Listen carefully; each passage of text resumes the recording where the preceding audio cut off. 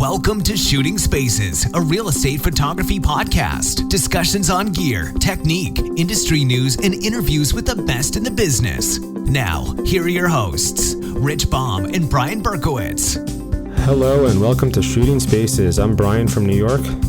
And Rich Baum from Sacramento, California. And thank you all for joining us for another fantastic episode. We have an awesome guest plan, a repeat guest, and one of the top guys out there. But before we get to him, Rich, what's going on? You said you were a little slow this week, but it should pick up again. Oh, yeah. It's just, I think it's summer and school's out and, it periodically happens. You get all worried and then all of a sudden you get so busy you can't even think. So, but starting wedding season on Saturday, it's all good. All right, nice. Yeah, for me in New York, it hasn't been too bad. It's actually been, I've been keeping pace and, I'm booked out like a week and a half, 2 weeks now. So I can't complain. It's been busy out here. I guess that in between school and camp season hasn't really hit me so bad out here in New York. Good. But, and your kids are at home anyway, so it's no big deal for you. Exactly. Yeah. So who we got today? Who's our guest, Brian? I'll let you announce it. So our guest is a repeat guest. We interviewed him probably, I think, within one of the first episodes we did. He is very well known in the industry and all over Facebook, Mr. Sam Chen. Sam, why don't you say hello and thank you for joining us today, coming back. Hey now, from cloudy June gloom, San Diego. Yeah, my wife was down there last week in San Diego and looking at colleges with my daughter. And she said it was chilly and gloomy. And for us natives, we actually welcome it because it's usually so perfect. We like to be humbled a little bit and feel a little bit of Seattle and Pacific Northwest down here. Hey, so what college is she looking at? Her favorite so far, I think, is what's it called? It's overlooking the cliff. Right, UCSD then. No, not UCSD. Is it a private school? No, it's oh my gosh. It'll come to me. But UCSD was her second favorite. Just gorgeous. Oh, Cliff. Okay. It's probably USD then. No. San Diego State. I can't. Have that many. I'm having a brain fart. But she wants to go to San Diego because she wants to sunbathe, and my son wants to go ski in Utah, so he's going to Utah. So I'm busy, and I got my. You have a nice June gloom. I've got my 107-degree forecasted wedding on Saturday, so I'm getting prepared for that. Right. But, let's, without further ado, Sam, welcome. And I just want to get into, I was thinking, what are we going to talk about? And Brian, I'm sure you got some ideas, but let's just talk about whatever, man. What's new? What's exciting?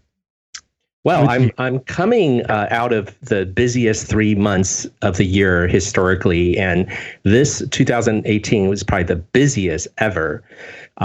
Just booked solid and not complaining, still loving what I'm doing, but I think the lesson here is just you got to anticipate it and then pace yourself and find ways to manage it so you don't burn out and fold up. So it's been good, and I'm happy to say that at the end of this big crunch time, I'm still feeling good and I'm not tired of what I'm doing and I'm ready for more. So I think there is a lesson from there to be learned from experience. And you know what helps me is I go through my calendar from the year before and the year before that, looking at was it the same? And usually it actually has been about the same for me. So, and at the moment I don't look at it that way, but if I look at it historically, it's usually the same thing. So I'm all cool with it, and it's kind of nice too. Yeah, in that way it's predictable, and I think that's really nice to be able to anticipate it and to track it and to prepare for it. You can't say that about some other industries out there. Mm-hmm. Yeah. So I know that, let me go first, Brian, and then you go second. No problem. And I'll go third. Sam, I've actually talked to a few people over the last, since our last podcast that we did together a few months ago. And I know that they have a few questions, and I remember those questions. And one of them, if you'd be so bold, and you can just tell me, I can't tell my secrets, but I was just curious. Well, other people are curious. How long does it take you to shoot?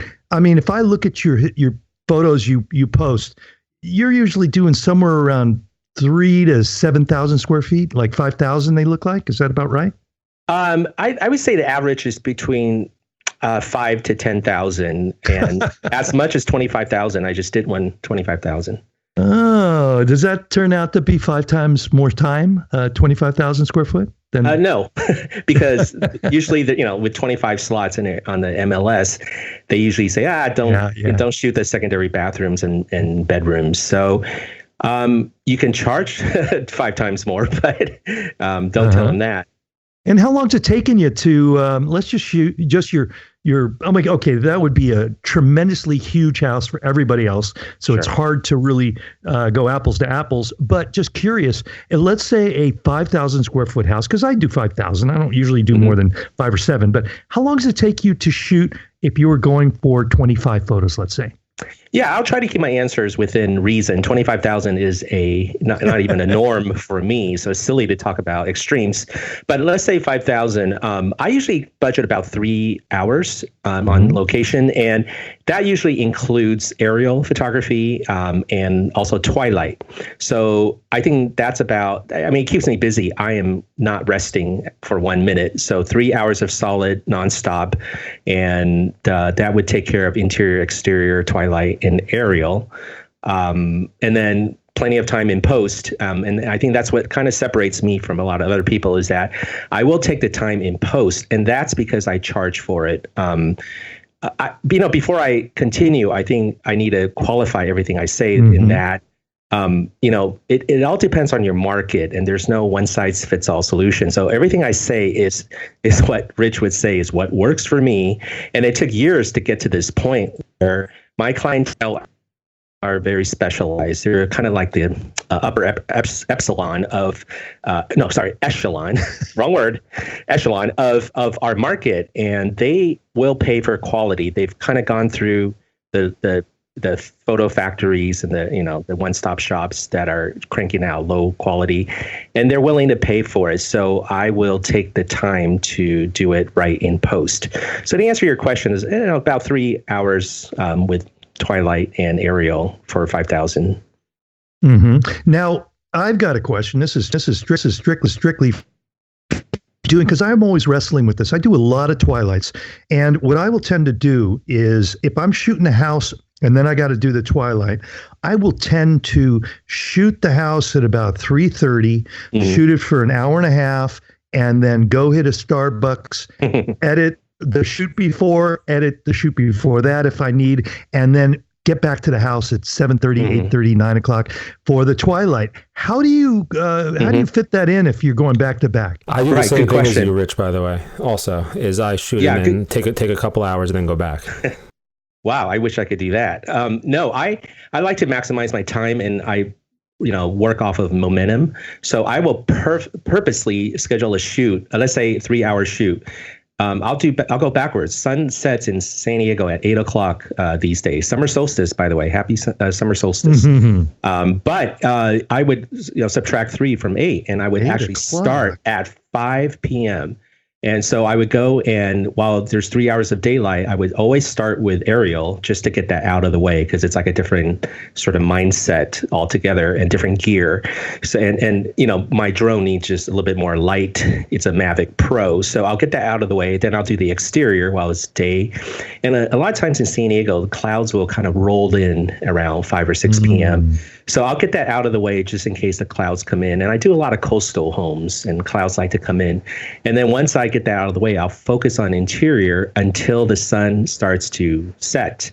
And then, as you know, we have sort of a 10-minute period where after the sun disappears, we have 10 minutes to finish up and then go out there and do the final twilight. So I maximize my time completely. And I actually prefer to shoot late because, I can set the shutter speeds to be a little bit slower. I can, use less flash power. I shoot with one single AD200, and that's it. That's the only light I ever use, one at a time, just light painting. But there's a lot of advantages in shooting later. The shadows are a little bit less harsh, and it's easier to do post-production when it's just a little bit more mellow, and all the colors are there. And what's great about Lightroom and Photoshop is that, if the colors are there, you can just enhance it a little bit and they'll pop out, even though it's not evident in the back of the camera or on the Cam Ranger. The colors are there. And so I think there's just a lot of benefits in shooting it a bit later. And my last question will be, are you ever able to include one more thing? Are you ever able to include the house interior and then interior twilight and exterior twilight? Because I know some people do that, like Chris Miller. I have no idea how they fit that in, especially with, me, I do a lot of exterior shots. But do you do that also? Yes, I totally do. In fact, I love shooting interiors when the sun has gone down and you don't have to do window pulls. If the house is modern and has good even distribution of sort of like ceiling can lights, guess what? You got coverage. Everything is even. It's got the same color temperature, and you can bracket. I just shot this brand new construction in Rancho Santa Fe. It's a gigantic, great room. I'll share these pictures soon. And it's like this gigantic room, and it's like a gymnasium practically, but that's their living room. That's their dining room. That's your kitchen. And it's really evenly distributed with can lights. And all I had to do was do 3 brackets and I was done. And that was the shot that the stager picked out of all of them for their advertisement, and yes, I have to follow up on this little story that I posted recently. They did offer to pay for staging commercial photo, which is shocking. The stager is offered to pay for usage of the picture. Oh, nice. It does happen. Yes. Yes, we have one success story. But one thing, and I'll let you go to Brian. It's really the houses that you're shooting. I find they spend a lot of money on lighting, so that really helps. Yep. Especially, you probably have dimmers on every light, and that's huge too. So you've got to. It's not always apples to apples, and shooting a huge house like that might be easier in some ways. So not always, but some ways. Yeah, yes and no. That what you said is absolutely true, but also I've shot a lot of huge homes that are just old and moldy. In Rancho Santa Fe, they're just kind of forgotten, and everything is different color temperatures, and they love using old tungsten yellow lights, and they clash. Maybe the grandson buys them a new LED light, they put it in there, and it's just a fiasco. The point is that as a photographer, you got to be ready for anything, and because I'm so post heavy, I walk in with confidence. I see something that doesn't work. I'm like, okay, I'll fix it in post. And I have no problem with delaying things in post and not having to get it in camera. And that's where I think I'm kind of different than a lot of purists where, like Scott Hargis, he preaches using speed lights and trying to get everything in camera. And that's why I started with Hargis and I loved what he taught. But then it was really Mike Kelly's workflow that I gravitated towards because of my background in visual effects and computer animation. I think post is not a 4-letter F word. It's not evil. Post is perfectly, it's just a tool. And if you can use it to your advantage, there's nothing shameful about doing things in post. Yeah. Even Ansel Adams spent half his time in post, if you think about it. Mm-hmm. Well, I agree with you, Sam, but what I found, and I know Photoshop really well. I spent a couple of years working as a retoucher in New York City. So, and I used to be Adobe certified. So, I'm fairly proficient in Photoshop. But I kind of still do have that attitude where I go into a house and I say, I'll just fix it in post. But what I found was I was overusing that mentality and getting a little lazy on my shoots. And it ended up turning into more unnecessary work in post for me where, I finished composing, I finished lighting, I was about to take the shot and I saw something like on a wall that maybe I wanted to move or a plug that I wanted to pull out of the outlet. I'm like, I'll just take it out in post. And stupid things like that where if I would have walked over 5 feet and pulled the plug out and just hit it behind the couch, I would have saved me, 3, 4, 5 minutes in post, where it would have taken me 15 seconds to go pull it out of the wall. But so I found myself falling into that lazy shooter mentality when I say, I'll just fix it in post. I don't know if Well, sure. I mean, there's always a happy medium, and you can't go from one extreme to the other. When it comes to physical things like that, it's much, much easier to move it in real life than cloning. Cloning is one of the most time-consuming things. Half of Mike Kelly's WAMA videos is him, pen tooling these masks and cloning things out. I agree with that. But what I'm talking about when it comes to poses like color temperature, I used to use CTO gels, and I just say, screw that. That is such an easy fix in post.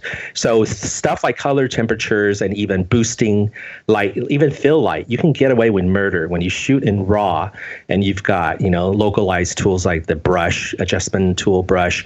You got the radial filter, graduated filter. You could get away with so much. And those are the kind of the things that I do in post rather than futz with dimmers, futz with, different lights and stuff. Sure. And in that sense, I agree with you. Yeah, in that sense, I agree with you, because when I'm on a shoot, I don't really worry too much about color cast and stuff like that, because if I have a yellow color cast on the wall in under 5 seconds, I can pull it out. Yep. Whereas that would take me 10 minutes to readjust my lights or whatever it is to get rid of the color cast. So that's the kind of decisions you got to pick, is what is easy to do in person, and it's usually moving a physical ottoman or some a hamper or something like that. Cool. I have a question for you regarding something you said when we first started talking to you a couple minutes ago, and you were talking about how the last 3 months have been the busiest 3 months you've had, I think, in your history, you said. Yes. And I'm in a similar boat. I've had since the end of April for me has been nonstop. And I was probably mid-May when I was, 5 weeks into my busy season. Like you said I got burnt out. I was working till 2, 3 a.m. and getting up at 7 a.m. for shoots. And I decided I had to start outsourcing my editing, because I can't do this through the end of August, which is kind of the busy season here, August, September. So what kind of things do you do? Because I know you do all your own editing. What kind of things do you do to anticipate that workflow and make sure you're prepared that when that influx comes in, I guess you kind of have a system that you're able to, shoot during the day, come home or to your office, wherever you work, churn them out and be ready to go the next day with a brand new set of jobs? Actually, I hinted at this at the last podcast, is that I have started outsourcing. Oh, okay. So for selected properties, I will outsource. For the critical ones, I still will do it by hand. Sure. So, I do the same thing. I don't outsource everything. It depends on the project itself. Yeah, I think the important thing is to, believe it or not, learning how to say no. I've actually turned away quite a few jobs where I felt like, I've recently gone exclusively luxury, and I have the luxury of doing only luxury because it's sort of gotten to the point where I can be selective. But, it takes years to get to that point. But now I actually say no to some of the lower end jobs, and I only take on the higher end jobs. So you got to kind of pace yourself. I try not to do more than one a day, believe it or not, because I have to think about editing. But during the height of crunch time, I was doing 3 shoots a day, and that's a lot for me because each one is very demanding. And so by the time you get home, you don't even want to edit 3 of them, So I've learned to just say no, try to save 1 day a week with nothing. Literally, you're doing customer support, you're doing editing, you're farming out stuff to outsource. It does take time, believe it or not, to cull the photos you need to be edited and then send it, manage the whole process. And those of you who have done outsourcing, it usually comes back unsatisfactory, and you got to kind of, send it right back and slap them on the wrist and tell them that in directions. There's a lot of work you got to sort of be prepared for that, could easily pile up if you're not anticipating. And these are like nothing to do with editing or shooting. These are just administrative stuff and customer service stuff. So I would say, I shoot 4 out of 5 days a week, if possible. I don't shoot on weekends. I've been asked many times, but you got to kind of draw the line somewhere so you don't burn out. And so, yeah, if you have to say no to a couple of clients, oh well, you have your sanity, but you lost a few $1,000s, big deal. And Sam, for a friend of mine, my buddy Martin Beebe here in Sacramento, he wanted to know, do you outsource? He says he heard somewhere that you do outsource, and he found it would be very strange how your workflow could be done by somebody else. Where are you at with outsourcing? Yeah, I mean, that's a totally fair question. And I think it's just a matter of finding the right fit. I've been through a few companies. I've had them do tests, and half of them came back horribly, and the other half were good. And then you do a few jobs, they do a bait and switch on you, and all of a sudden it's crappy again. And then you slap them on the wrist and say, hey, this was edited by you guys, probably by the A team, and now I got the Z team. And you call them on it, and they're all very polite. They're all very good, usually. And you kind of have to train them. And I found out this is like my number one tip for people who outsource. Number one, you got to sort of give them good ingredient. It's almost like cooking. You got to give them good, fresh material to cook with. And one of them, which is that when you give them flash layers, don't give them like enough rope that they can hang themselves. You know, it's kind of that analogy. Give them enough so they can do their job. But if you give them this sort of a frontal, camera, a light next to the camera, flash from the front, everything is lit evenly, guess what? They're going to use it. And you got this very flat looking frontal lighting on axis flash layer that's just going to ruin everything. So you take out that one flash layer and you got all these side lit flash coming from directions and stuff.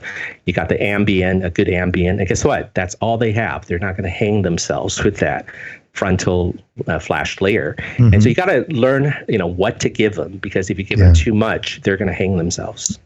But do you outsource, or now you're back to doing it all yourself? Well, when things slow down, I try to do everything myself. And I need to sort of add on to that statement, in that everything that comes back to me, and this is true for a lot of people who outsource, it comes back about 70% done. I have to do the last 30%, which is to give it sort of that look that my clients hiring me for. And so whether it's like as you say it, Rich, the secret sauce or the little bump, you hit that. I didn't make it up. I didn't invent it. Let me guess, Wayne Capelli, right? No, I don't know where it came from, but it came from that other F word. Yeah, we won't say it. But you're talking about flatulence? No, I'm getting old and have flatulence. Yeah. Okay. But you really have to give it that final polish that makes an image your own. And I'll make it look less flat, less bright, less kind of, I don't know, just very generic looking. I'll add some shadows. I'll increase the contrast. I'll add vignetting and local radial filters just to make it a little bit more imperfect. No, I agree with you. And I do the same thing because, like I said, I started outsourcing a good portion of my jobs, not the higher end stuff, but almost everything else. And when I get everything back, I do have to go in, and I'm not spending as much time as I would if I edited, but I'm spending a good 15, 20 minutes just polishing it off, fixing it up, as you said, just, adjusting contrast, some shadows, and even like just file renaming and organization. Once I get the new files, that's part of it too. So I rename all my files and, put a little vignette. And so there is, like you said, there is some work involved for sure, even when you outsource. So don't be expected to get your images back, send them off to the client, and everybody's happy and jolly, because I have one of my highest end builders that I outsourced my first job for, I guess it was about a month ago, and she was really dissatisfied. And it was a big to do, and I said, okay, I'm shooting for her tomorrow actually, and I said, okay, like I have to personally go in and edit all her jobs from now on. I can't outsource her anymore. But it is what it is. I can't lose the client, and I just raised my prices to that client also right before this one shoot, and she got it back. I raised my prices and outsourced it, and I guess the whole combination of everything, she was like, so I'm paying more for inferior quality, and it all came together. So tomorrow I'm shooting for her, and I'm going to just go back in and do it all myself and make sure everything is dead on. So. Yeah, but you nailed it on. I'm sorry. Go ahead, Sam. Yeah, I think that's, I look at everything half full. The cup is half full because it saved you from hours and hours of doing it yourself. You have time with your kids, your family, binge watch some TV, and it's totally worth, adding 15 minutes, 20 minutes to look over everything before it goes out the door. So I think it's a totally great trade-off. And Sam, another question from somebody, very pertinent, very important. Mm-hmm. How is your black kitty? She's great. Her name is Boo, and she was a rescue cat from Humane Society. Boo-hoo? Boo, B-O-O, yeah. She's the pride and joy of our lives. She found us. This sounds kind of corny, but we looked at no less than 50 to 100 kittens, and she found us. She just talked to us, and she was 10 weeks old, and we've had her for about 6 years now, and she's great. Awesome. Can I ask you one final question? I know, Rich, you got to run to a shoot, so this will be it for me. We mentioned, you talked about aerials and doing that at the beginning of all your shoots. As you know, I'm also a Part 107 pilot, and I would say at this point, maybe 40 to 50% of my shoots include drones. So it's definitely growing. Is that something that you include in all your shoots, or is that just an added service that people pay for? Or are you just getting, putting your name out there as the guy that shoots photo and drone, and that's part of my thing? When you hire me, you get both, or, how does it work? Right. Yeah, it's funny you ask, because about 4.5 to 5 years ago, that was my way into this very exclusive boys club. I was new to real estate photography. I had zero training, zero contact, no one to mentor me. And one day I said, you know what? Because I've been flying drones since Phantom 1 came out, and I bought it. I was the only one flying, in my zip code at least. And one day I saw that a Sotheby's agent was interested in aerial, but no one was offering that. So I literally marched in his office and I said, you need me. He's like, why? Oh, I do aerial. And here are some pictures I've shot around town, for tourism and just pretty pictures. And he was pretty curious and I think slightly impressed.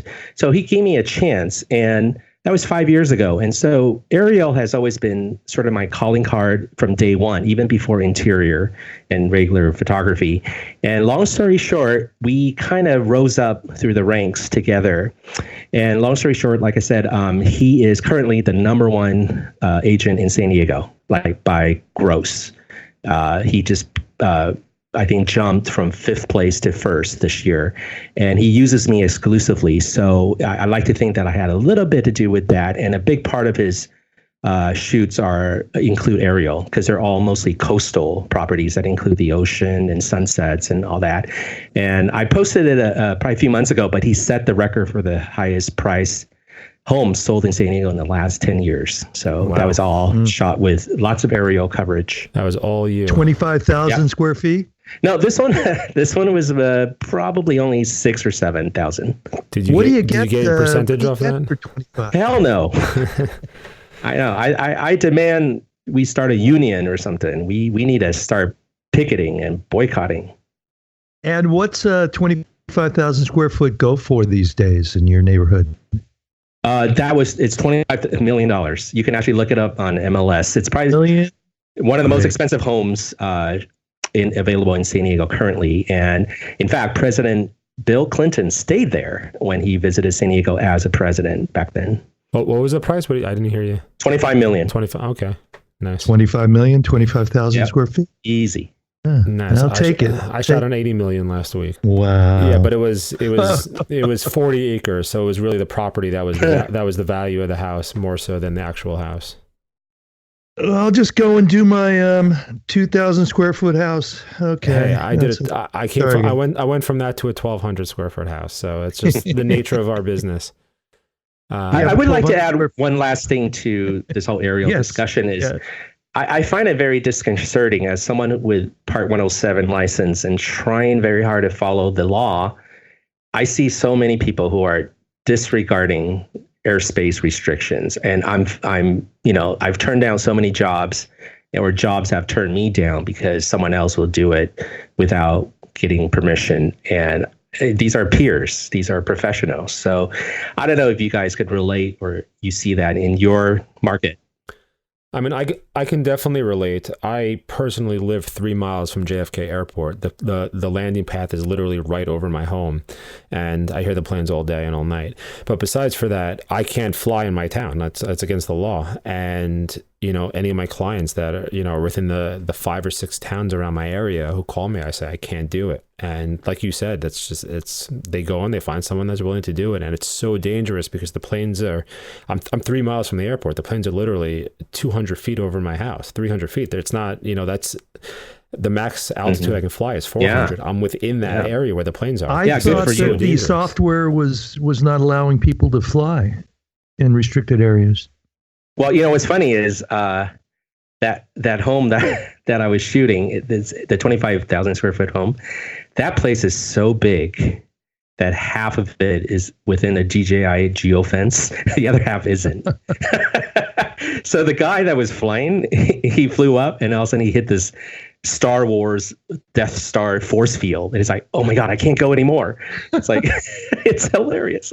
I couldn't believe my eyes. So he just kind of flew on the other side of the geofence. And so I found out that the geofence doesn't really follow that 5 mile or the airspace class. I don't know how they set geofences, but I thought that was fascinating. Yeah. Well, we'll see how the future goes. Yeah, I got to go work, guys, and get ready for my shoot and my weekend and everything. But I want to thank you, Sam, so much for coming on again. I hope we can maybe make this not a regular thing, but come on again, because I promise you, there's 2 people that everybody loved to hear from, and you and Wayne are just welcome anytime, and so much fun to shoot the breeze with you. So thank you so much from the bottom of my heart. Oh, thank you. And we haven't even talked about the 17 millimeter tilt shift yet. Okay, I switched camps and now I'm Sony and Canon tilt shift. So that's we have much to talk about. Yeah. Well, maybe Rich and I are trying to push the Facebook Lives a lot, so maybe we can go on a Facebook Live in the next. It would get Wayne to come on. We have Wayne, Sam, Chen. That'd be great, man. Would you like that, Sam? Would you join us? Well, I think you're finally outing us. We're actually the same person. Yeah. Well, most of the people think you're a cat, so I don't know. Yeah. Hey, I gotta go, but hey, Sam, again, thank you so much. And your work speaks for itself, and you're the top of the top. So you're welcome on the show anytime you want. So thank you, Rich. Again. My pleasure. All right, Sam, have a good one. Thanks again. Okay, Brian. Yeah, and Rich, you too. And until the next time. Yeah, get your Twilight on, and we'll be speaking next week. Everybody out there in podcast land, have a great day. Subscribe to our podcast, and remember, Ask the Guys feature where you can record your own 90-second question, and we're going to be getting pros on that. Maybe even Sam Chen will answer the next one. So have your question out there, and we'll get to it. And subscribe, and a lot of big things coming up the end of this year and next year. So stick around for Shooting Spaces. Well said. Have a good one. Talk to you later, guys. This has been Shooting Spaces, a real estate photography podcast. Subscribe to the show and don't forget to leave us a review. You can also follow Rich and Brian on social media and at their website, shootingspacespodcast.com.